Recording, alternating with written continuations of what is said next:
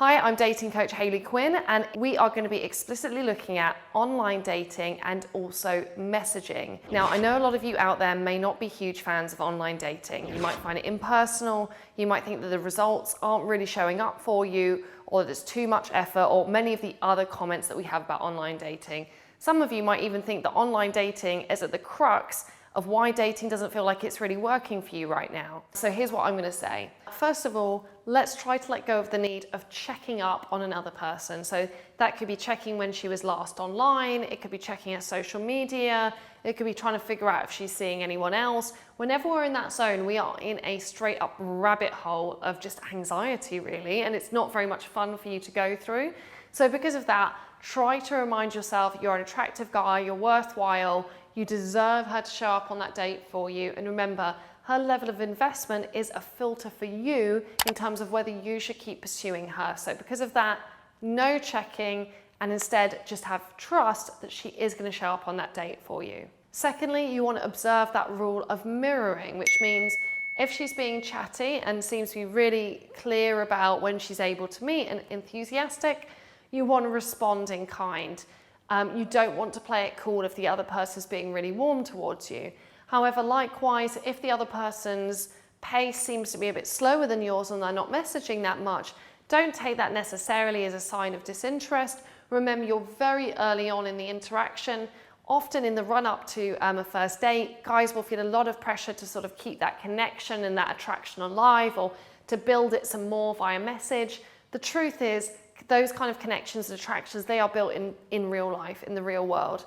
Because of that, let's not overvalue messaging. Let's make sure that those early messages are geared towards clearly setting up a date. Then remember, 48 hours before the date happens, let's reconfirm the date plan with her and let her know you're looking forward to seeing her there. Then text her on the date. It could be saying you're running 5 minutes late, or it could be sending her a picture, not of you, but of something you're passing, and you could just say, on my way, see you soon, X. That is enough. We don't need to somehow compensate for something or try to keep her interested via message. Remember, sometimes if someone feels overwhelmed or bombarded by messages, this can do a lot to kill attraction, where if you are just being direct and clear about when the first opportunity is to meet in real life, and then after that you're being to a degree mysterious, sometimes that can be a lot better. When two people are communicating via message who do not know one another all that well, it can be pretty easy actually for things to be misconstrued. So sometimes you do yourself a lot more justice simply by keeping communication to what is needed, keeping it direct, keeping it cool, and then leaving a bit of mystery for her to work out. Also, just like I was advising to women, sometimes the best response is no response.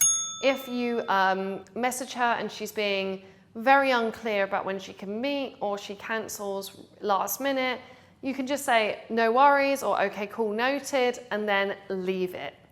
You want to remember, be holding really super high standards around a level of effort and investment you're looking for from her. Interactions, I can't say this enough, interactions are co-created. So if she's not up for co-creating that with you, I want you to be open to letting that situation go.